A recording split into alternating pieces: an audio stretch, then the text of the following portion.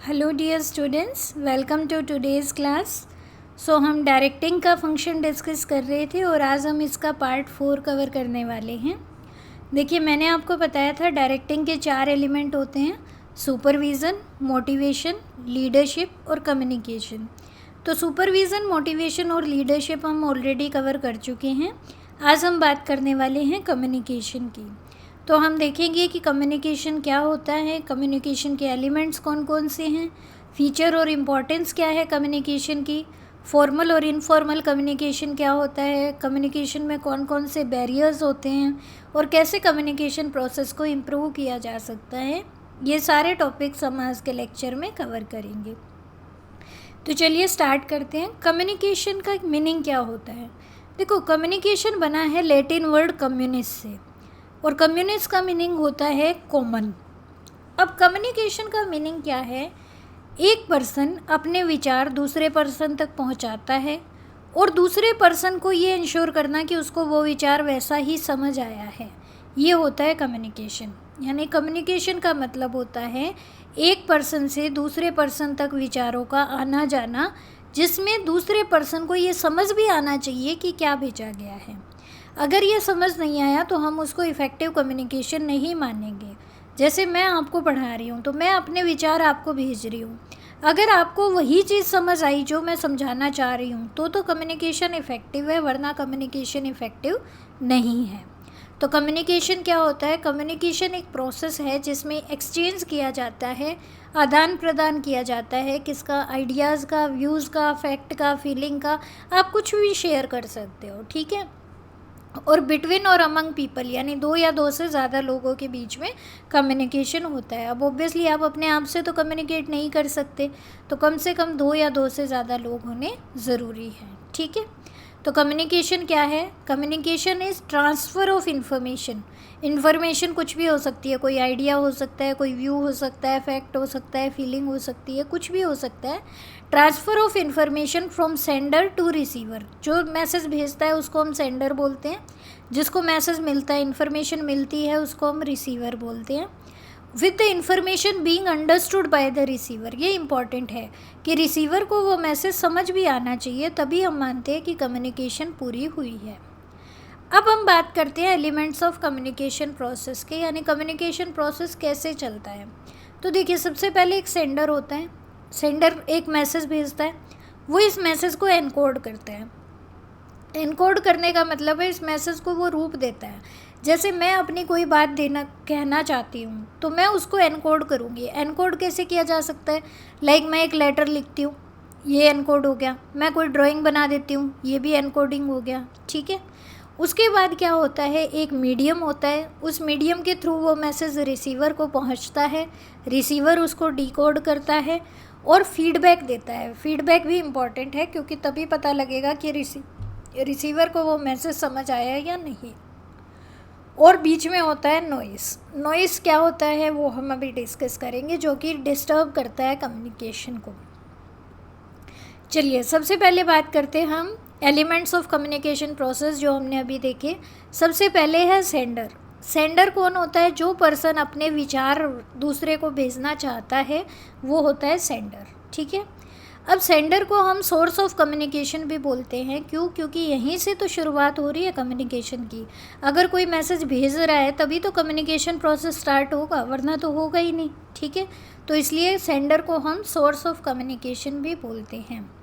Second है message.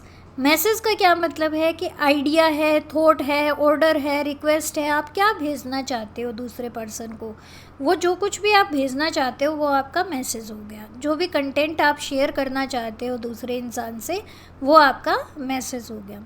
फिर आता है एनकोडिंग। एनकोडिंग का मतलब क्या है? कि जो मैसेज है उसको कन्वर्ट करोगे आप कम्युनिकेशन सिंबल में।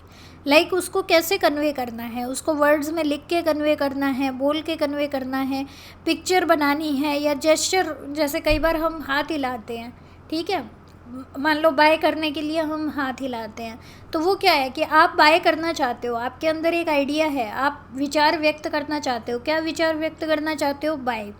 तो अब आप देख रहे हो कि क्या मैं इस बाय को लिख के दूँ, क्या मैं इस बाय को ओरली बोलूँ, या मैं बाय के लिए सिर्फ हाथ हिला दूँ। तो जेस्चर मतलब जो हैंड मूवमेंट्स वगैरह आपकी होती है, ठीक है। देन आता है मीडियम, या मीडियम का प्लूरल होता है मीडिया। मीडियम का मतलब है पाथ जिसके थ्रू मैसेज जो है वो ट्रांसमिट किया जाएगा, वो होता है मीडियम। जैसे मीडियम कुछ भी हो सकता है, लाइक आप लिख के दे रहे हो, आप बोल के दे रहे हो, तो उस अकॉर्डिंग मीडियम चेंज हो जाएगा। फ़ोन आपका एक मीडियम हो सकता है, आपका लेटर आपने लिखा है पोस्ट ऑफिस के थ्रू भेज सकते हो, तो वो हो जाएगा एक मीडियम। उसके बाद रिसीवर कौन होता है? वो पर्सन जिसको मैसेज मिलता है वो रिसीवर है। फिर डिकोडिंग, पहले था एनकोडिंग, अब है डिकोडिंग। डिकोडिंग में क्या होगा, आप उस मैसेज के मायने निकालोगे, ठीक है। आप यानी रिसीवर जो है वो उस मैसेज के मायने निकालेगा, उस मैसेज का मीनिंग निकालेगा। और फिर फीडबैक, रिसीवर जो है वो फीडबैक देगा। फीडबैक का मतलब यही होता है कि क्या आपको मैसेज समझ आया या नहीं आया, ये आप कन्वे करते हो। अब बात आती है नॉइज़ की। नॉइज़ क्या होता है? नॉइज़ का मतलब होता है कम्युनिकेशन प्रोसेस के अंदर कोई ऑब्स्ट्रक्शन, कोई रुकावट, कोई हिंड्रेंस, उसको हम बोलते हैं नॉइज़, ठीक है। जैसे मान लो मैं अभी बात कर रही हूँ और पीछे मान लो कोई एकदम से व्हीकल आ जाता है, तो व्हीकल का एकदम से ज़ोर से हॉर्न बजाता है वो व्हीकल, तो आप मेरी आवाज़ सुन नहीं पा रहे, तो ये क्या है, एक नॉइज़ हो जाएगा, ठीक है। चलिए नेक्स्ट हम बात करते हैं इम्पोर्टेंस ऑफ कम्युनिकेशन की, यानी कम्युनिकेशन क्यों ज़रूरी है। देखो कम्युनिकेशन तो हर एरिया में ज़रूरी है, आपको बहुत ही लॉजिकल और बहुत ही सिंपल पॉइंट्स हैं। सबसे पहले देखो, अगर आपको दो या दो से ज़्यादा लोगों के बीच में कोऑर्डिनेशन बनाना है तो बातचीत करनी पड़ेगी। बिना बातचीत किए आप कोऑर्डिनेशन नहीं बना सकते। अच्छा, दूसरा क्या है कि स्मूथ वर्किंग ऑफ एंटरप्राइज में हेल्प करता है। कैसे? आपको आपकी ऑर्गेनाइजेशन जो काम कर रही है, अगर आप काम को डिवाइड नहीं करोगे तो काम कैसे चलेगा? डिवाइड करके लोगों को बताना भी पड़ेगा कि आपका ये काम है, आपका ये काम है, तभी बात बनेगी, ठीक है। Acts as a basis of decision making, आपको डिसीज़न लेना है तो पहले आपको इन्फॉर्मेशन चाहिए, वो इन्फॉर्मेशन आपको कम्युनिकेशन के ज़रिए मिलेगी। फिर आपने डिसीज़न ले लिया तो आप अपना डिसीज़न कन्वे भी तो करोगे, तो वो भी क्या है, कम्युनिकेशन का पार्ट होगा। Then increases managerial efficiency, managerial efficiency बढ़ती है क्योंकि एक मैनेजर अच्छा कम्युनिकेट कर सकता है वो अच्छा इन्फ्लुएंस डाल सकता है अपने फॉलोवर्स पे, ठीक है। देन कोऑपरेशन और इंडस्ट्रियल पीस बढ़ती है क्योंकि आप कम्युनिकेशन की मदद से, देखो जब कम्युनिकेशन गैप आ जाता है ना, यानी दो पर्सन अलग अलग तरह से विचार रख रहे हैं अपने, तो कम्युनिकेशन गैप आने की वजह से डिस्प्यूट अराइज होते हैं। अगर अच्छी कम्युनिकेशन है तो काफ़ी सारे डिस्प्यूट आपके अराइज ही नहीं होंगे। देन इफ़ेक्टिव लीडरशिप, वही बात है कि एक लीडर अच्छा वही होगा जो एक अच्छा कम्युनिकेटर होगा। एंड देन बूस्ट मोरल, अच्छी कम्युनिकेशन के थ्रू आप एम्प्लॉयज़ को मोटिवेट कर सकते हो। तो ये सब कम्युनिकेशन के एडवांटेजेस हैं जो बहुत बेसिक हैं। आई होप सो आपको समझ आ गए होंगे। अब हम बात करते हैं बच्चों टाइप्स ऑफ कम्युनिकेशन के बारे में। टाइप्स ऑफ कम्युनिकेशन में एक क्लासिफिकेशन हमारे पास आता है, फॉर्मल कम्युनिकेशन और इनफॉर्मल कम्युनिकेशन। फॉर्मल कम्युनिकेशन क्या होता है? देखो फॉर्मल वो चीज़ है जो ऑफिशियल चैनल के थ्रू चले, तो जो ऑफिशियल चैनल के थ्रू चलती है वो होती है फॉर्मल कम्युनिकेशन। ऑफिशियल चैनल क्या, देखो जैसे ये ए है, ए का जूनियर बी है, बी का जूनियर सी है, तो ए बी को कम्युनिकेट करता है, बी सी को कम्युनिकेट करता है। ये क्या है, एक ऑर्डर बना हुआ है ना, तो इसको बोलते हैं हम formal communication. Formal communication oral और रिटन दोनों हो सकती है, लेकिन ज़्यादातर टाइम ये रिटन होती है क्योंकि हमें इनका रिकॉर्ड रखना होता है। अब परचेज़ मैनेजर ने अगर नीचे कुछ ऑर्डर दिया है तो उसका रिकॉर्ड रखा जाएगा, तो ओरल हो सकती है लेकिन ज़्यादातर रिटन होती है, ठीक है। और फॉर्मल कम्युनिकेशन दो तरह की हो सकती है, वर्टिकल और हॉरिजॉन्टल। वर्टिकल कम्युनिकेशन का मतलब है एक सीनियर अपने जूनियर से बात कर रहा है या जूनियर अपने सीनियर को कुछ सजेशन दे रहा है या जो भी है, मतलब सीनियर और जूनियर के बीच में होगी तो वो वर्टिकल कम्युनिकेशन है। अगर दो सेम लेवल के पोस्ट के लोगों के बीच में होगी तो वो क्या है, हॉरिजॉन्टल कम्युनिकेशन है। तो कम्युनिकेशन जो है वो जिस पैटर्न को फॉलो करती है उसको हम बोलते हैं कम्युनिकेशन नेटवर्क। अभी हम कम्युनिकेशन नेटवर्क देखेंगे कौन कौन से हो सकते हैं। तो फॉर्मल कम्युनिकेशन की हम बात करें तो ये नेटवर्क हो सकते हैं। पहला है चेन, इसमें क्या है, ए सीनियर है, ए ने बी को बोला, बी ने सी को बोला, सी ने डी को, डी ने ई को, या ई ने सी डी को बोला, डी ने सी को बोला, सी ने बी को, बी ने ए को, यानी एक चेन के अंदर कम्युनिकेशन चलती है। देन आता है व्हील। व्हील में क्या होता है, एक पर्सन है, मान लीजिए एक टीम लीडर है, एक टीम बनाई है आपने, उसका टीम का लीडर है और 4 लोग ऐसे हैं उसके अंडर हैं, तो अब इन चारों को आपस में बात करने की इजाज़त नहीं होगी। इनको बात करनी है तो ये लीडर के थ्रू ही कर सकते हैं। लाइक इस पर्सन को अगर इससे बात करनी है तो वो लीडर को बोलेगा, लीडर फिर उसको बोलेगा। ये होता है व्हील अरेंजमेंट। देन आता है सर्कुलर अरेंजमेंट। सर्कुलर में क्या होता है, हर इंसान अपने आसपास के 2 लोगों से बात कर सकता है। जैसे ये है तो ये इससे बात कर सकता है और इससे बात कर सकता है। ये पर्सन है वो इससे बात कर सकता है, इससे बात कर सकता है। ये पर्सन इससे बात कर सकता है, इससे बात कर सकता है। तो सर्कुलर में क्या होता है कि एक पर्सन अपने साथ वाले सिर्फ 2 से ही बात कर सकता है। क्या ये इससे बात कर सकता है डायरेक्ट? नहीं, ये नहीं कर सकता। देन आता है फ्री फ्लो। फ्री फ्लो में क्या है कि सारे लोग आपस में बात कर सकते हैं। ये पर्सन जो है ये इससे भी बात कर सकता है, इससे भी, इससे भी, इससे भी, ठीक है, इसलिए ये सारी लाइनें ज्वाइन की हुई हैं। देन आता है इन्वर्टेड वी। इन्वर्टेड वी में क्या होता है, एक पर्सन अपने सीनियर से भी बात कर सकता है और सीनियर के सीनियर से भी बात कर सकता है। लाइक आप ये मानो ए है, ए का जूनियर बी है और बी का जूनियर है सी और डी, ठीक है। तो अब सी जो है वो बी से भी बात कर सकता है और सी ए से भी बात कर सकता है। तो यहाँ देखो आप, ये जो है सी और डी हो गए, ये बी हो गए, ये ए हो गया। तो सी जो है वो बी से भी बात कर सकता है और सी जो है वो ए से भी बात कर सकता है। ऐसे ही डी जो है वो बी से भी बात कर सकता है और डी ए से भी बात कर सकता है। तो इसको हम बोलते हैं इन्वर्टेड वी, ठीक है। चलिए नेक्स्ट हम करते हैं इनफॉर्मल कम्युनिकेशन। इनफॉर्मल कम्युनिकेशन क्या होती है, जो कि जिसका कोई सेट चैनल नहीं है कि इस तरीके से कम्युनिकेशन चलेगी, यानी जो फॉर्मल लाइंस को नहीं मानती वो इनफॉर्मल कम्युनिकेशन होती है। इनफॉर्मल कम्युनिकेशन जो है इसको ग्रेप वाइन कहा जाता है। ग्रेप वाइन यानी अंगूर की बेल। अगर आपने अंगूर की बेल देखी हो तो उसका कोई स्टार्टिंग पॉइंट, कोई एंड पॉइंट समझ नहीं आता कि ये बेल कहाँ से शुरू हुई और कहाँ पे ख़त्म हुई। इसी तरह से ये कम्युनिकेशन जो है इनफॉर्मल कम्युनिकेशन, इसका भी ये समझ नहीं आता कि ये कहाँ से शुरू हुई और कहाँ ख़त्म होगी, तो इसको हम ग्रेप वाइन बोलते हैं, ठीक है। अब इनफॉर्मल कम्युनिकेशन जो होता है वो बहुत जल्दी फैलता है, आपको पता है, और इस वजह से क्या है कि इन्फॉर्मेशन डिस्टोर्ट होने के, यानी इन्फॉर्मेशन जो है वो कोलैप्स होने के चांसेस भी होते हैं। जैसे आपने गॉसिप के बारे में सुना होगा, एक फ्रेंड दूसरी फ्रेंड से, जस्ट सपोज ए है, ए ने अपनी फ्रेंड को कुछ बताया बी को, बी ने अपनी तरफ से 2 बातें और जोड़ के सी को बता दी, सी ने अपनी तरफ से 2 बातें और जोड़ के डी को बता दी। तो हो क्या रहा है, बेसिकली इन्फॉर्मेशन जो है, क्योंकि इसका कोई रिटन रिकॉर्ड तो होता नहीं, ये ओरल ही होती है, तो इसलिए क्या होता है, हर बार जब ये इन्फॉर्मेशन आगे दी जाती है तो ये कुछ ना कुछ डिस्टोर्ट होती जाती है, ठीक है। इन्फॉर्मेशन का सोर्स पता कराना बहुत मुश्किल है कि ये इन्फॉर्मेशन शुरू कहाँ से हुई थी, ऐसे पता नहीं लग पाता, ठीक है। और ये जो है, ऐसा नहीं है कि इनफॉर्मल कम्युनिकेशन जो है वो हमेशा बुरी ही होगी, हमेशा वो र्यूमर ही क्रिएट करेगी। र्यूमर देखो, बहुत र्यूमर मतलब अफवाहें बहुत जल्दी फैल जाती है इनफॉर्मल कम्युनिकेशन में, क्योंकि कोई रिटन रिकॉर्ड तो होता नहीं।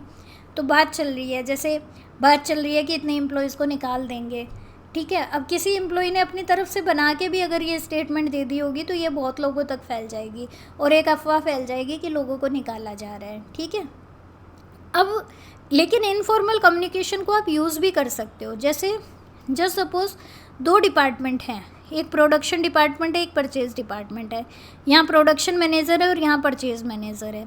अब मान लीजिए दोनों को वैसे तो कम्युनिकेट करने के लिए ऊपर वाले को भेजना पड़ेगा, फिर वो इधर भेजेगा, लेकिन अगर इन दोनों की आपस में अच्छी दोस्ती है, इनके बीच में इनफॉर्मल कम्युनिकेशन होती है, तो ये इनफॉर्मली बहुत सारी चीज़ों को इकट्ठा मिलकर सॉल्व कर सकते हैं, ठीक है। तो इनफॉर्मल कम्युनिकेशन हेल्पफुल भी होती है।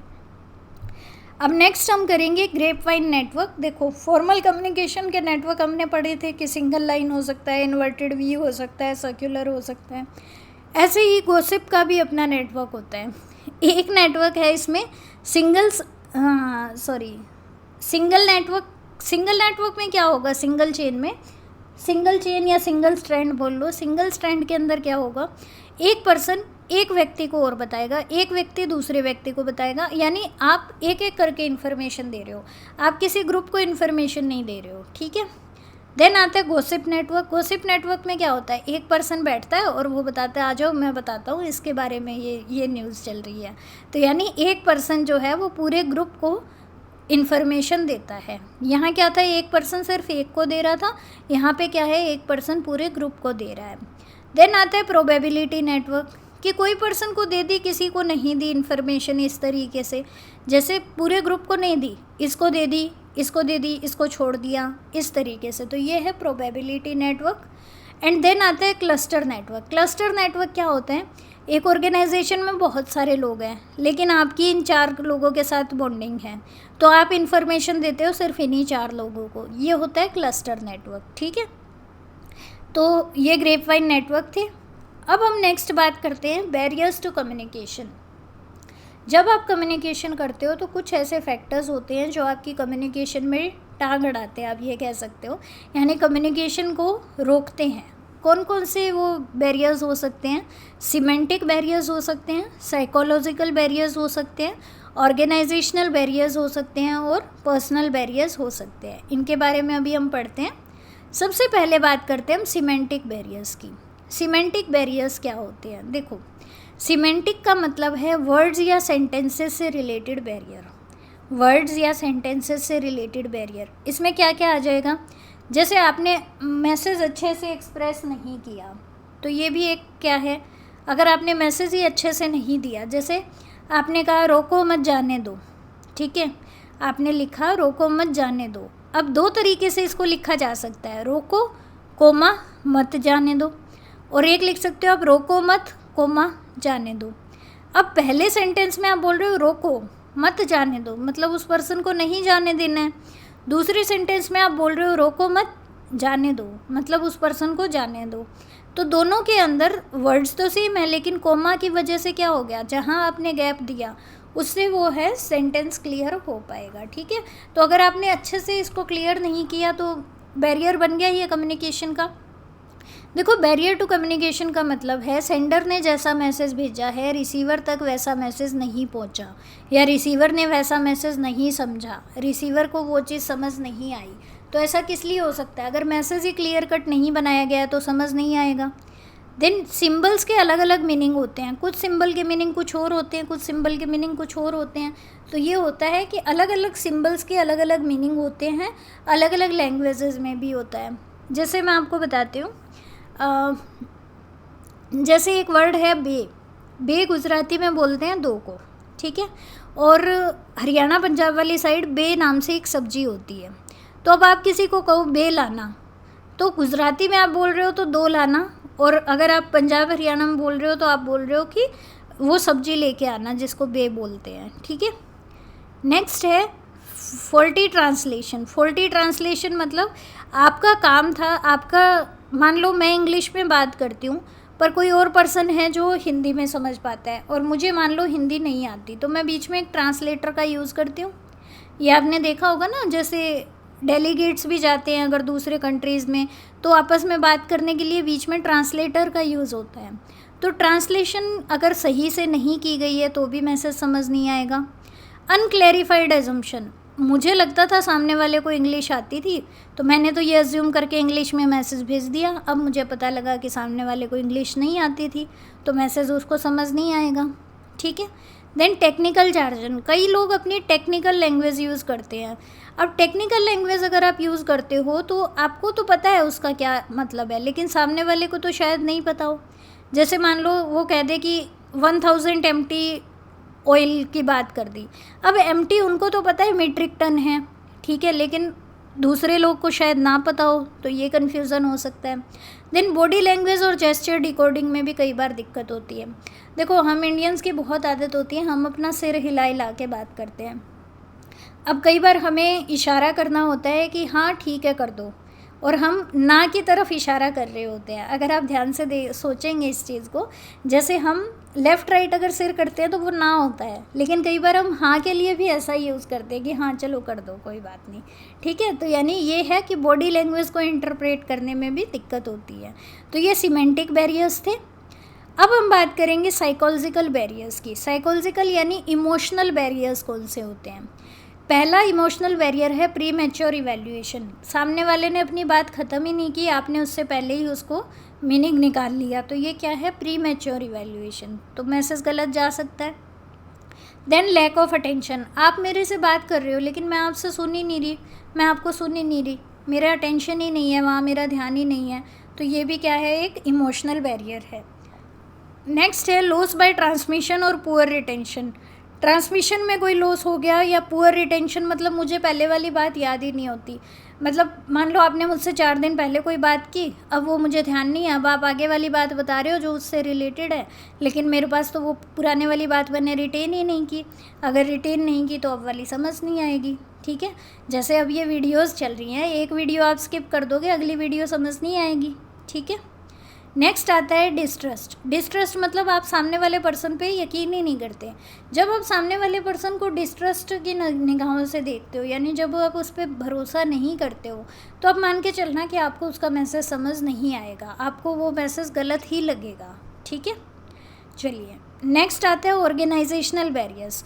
अब ऑर्गेनाइजेशनल बैरियर्स ये रिलेटेड हैं ऑर्गेनाइजेशन के स्ट्रक्चर से, अथॉरिटी रिलेशनशिप, रूल्स रेगुलेशन, इनसे रिलेटेड है। कैसे? ऑर्गेनाइजेशन की पॉलिसी, कई बार ऑर्गेनाइजेशन की पॉलिसी रिस्पॉन्सिबल होती है ऑर्गेनाइजेशनल कम्युनिकेशन को हिंडर करने के लिए। जैसे मान लो पॉलिसी है कि सारे इन्फॉर्मेशन राइटिंग में जानी चाहिए, तो अब कई बार इन्फॉर्मेशन आपको अर्जेंट में चाहिए, आपने ओरल मांग ली, तो आपको कहा जाए कि नहीं आपको तो रिटर्न में ही देना पड़ेगा, तो ये एक दिक्कत हो सकती है। रूल्स रेगुलेशन ऐसा कह सकते हैं जैसे रिटर्न कम्युनिकेशन का रूल हो, ठीक है। स्टेटस जो है वो भी इम्पेक्ट करता है कि जो एम्प्लॉय बात कर रहा है उसका स्टेटस कैसे है। कई बार लोग अपने जूनियर के बातों को ज़्यादा ध्यान नहीं देते हैं। Then complexity in organisation structure, बहुत बड़ा ऑर्गेनाइजेशन स्ट्रक्चर है, आपको पता ही नहीं कि बात किससे करनी है, कैसे जाएगा ये मैसेज, ठीक है। देन ऑर्गेनाइजेशन की फैसिलिटीज़, जैसे मान लो मीटिंग, मतलब बार बार आपके पास मैसेज आ रहे हैं, ठीक है। अब क्या होगा, अगर ऑर्गेनाइजेशन के ग्रुप में बहुत सारे मैसेज आ रहे हैं जो कि इररेलेवेंट है, तो आपको अगर बीच में कोई रेलेवेंट मैसेज आया तो हो सकता है कि आप उसको भी स्किप कर दो। तो ये सब ऑर्गेनाइजेशनल बैरियर्स होते हैं। लास्ट आता है आपके पास personal barriers to communication. Personal barriers कौन कौन से होते हैं? देखो, पर्सनल बैरियर जो सेंडर और रिसीवर से रिलेटेड है। जैसे किसी को ये लग सकता है कि ये मेरी अथॉरिटी को चैलेंज कर रहा है। जैसे अगर कोई जूनियर मेरे पास सजेशन लेके आया, तो एक तो तरीका है कि मैं उसके सजेशन को सुनूं, उसको मानूं। दूसरा, कई बार कुछ सीनियर क्या करते हैं, ये सोचते हैं कि ये मेरी अथॉरिटी को चैलेंज कर रहा है, तो अगर वो ऐसा सोचते हैं तो वो उनकी बातों पे ध्यान नहीं देते हैं, ठीक है। कई बार सीनियर को लगता है नहीं मेरे जूनियर्स को कुछ आता ही नहीं है, तो इसलिए भी कम्युनिकेशन बैरियर बनता है। कई बार कम्युनिकेट करने की विलिंगनेस ही नहीं है, आप बात ही नहीं करना चाहते, तो आप जो कम्युनिकेट करोगे वो गलत कम्युनिकेट हो सकता है। और लैक ऑफ प्रॉपर इंसेंटिव्स, अगर आपको सही इंसेंटिव नहीं है तो आप कई बार मतलब बात को टाल देते हो, एक तरह से आप ये कह सकते हो। तो ये पर्सनल बैरियर्स है कम्युनिकेशन के। अब लास्ट पार्ट हमारे पास आता है कि कम्युनिकेशन के प्रोसेस को इफ़ेक्टिव कैसे बनाएं। तो सबसे पहला काम आपको क्या करना है, देखो जितने आपने बैरियर्स पढ़े थे ना उन सारों को रिवर्स कर दो। सबसे पहले आपको अपने आइडिया को क्लियर रखना है कि मुझे क्या मैसेज कम्युनिकेट करना है। मैसेज कम्युनिकेट उस अकॉर्डिंग करना है जैसी रिसीवर की नीड है। अगर रिसीवर पढ़ा लिखा है तो उसको वो रिटर्न में दो, अगर वो पढ़ा लिखा नहीं है तो उसको ओरल में दो, अगर वो हिंदी जानता है उसको हिंदी में दो, अगर वो इंग्लिश जानता है उसको इंग्लिश में दो, ठीक है। कंसल्ट अदर्स बिफोर कम्युनिकेटिंग, दूसरे लोगों से बात करके आप देख सकते हो कि ये मैसेज समझ आ रहा है या नहीं आ रहा। Then be aware of language, tone और कंटेंट ऑफ मैसेज। आपने जो मैसेज कम्युनिकेट किया उसकी लैंग्वेज कैसी है, उसकी टोन कैसी है, उसका कंटेंट कैसा है, ये इम्पॉर्टेंट है। देन आप देखो, तब ज़्यादा इम्पोर्टेंस की आपकी बात तब ज़्यादा सुनी जाती है जब आप सामने वाले की वैल्यू की बात कर रहे हो। जैसे मान लो मेरा इंटरेस्ट डांसिंग में है लेकिन आपका इंटरेस्ट सिंगिंग में है। अब मैं आपसे डांसिंग की बात करूँगी तो आप इतना ध्यान से नहीं सुनोगे, लेकिन अगर मैं आपसे सिंगिंग की बात करूँगी तो आप मेरे से ज़्यादा ध्यान से सुनोगे। इसका मतलब क्या है, जो आपके इंटरेस्ट का है, जो आपके रिसीवर के इंटरेस्ट का है, वो चीज़ों के बारे में बात करो। देन प्रॉपर फीडबैक लो ताकि ये पता लग जाए कि रिसीवर को मैसेज समझ आया या नहीं आया। अगर नहीं आया तो उसको दोबारा समझाया जाए। और communicate for present as well as future, यानी आज के लिए भी और फ्यूचर के लिए भी, दोनों के लिए बात होनी चाहिए, ठीक है। फ्यूचर का भी रेफरेंस होता है। Then follow up communication, communication का फॉलो अप लो, वही बात है कि फीडबैक लो। और बी अ गुड लिसनर, देखो एक अच्छा वक्ता वही होता है जो एक अच्छा श्रोता होता है, यानी अगर आप खुद अच्छे से लिसनर हो, आप खुद दूसरों की बातें ध्यान से सुनते हो, तभी लोग आपकी बातें ध्यान से सुनेंगे। तो ये सब कुछ पॉइंट्स हैं जो ऑर्गेनाइजेशन में कम्युनिकेशन को इफ़ेक्टिव बनाने के लिए यूज़ किए जा सकते हैं। इसके साथ ही हमारा डायरेक्टिंग वाला चैप्टर ख़त्म। अब हम नेक्स्ट लेक्चर में कंट्रोलिंग वाला चैप्टर करेंगे। Thank you so much for your time. Have a good day.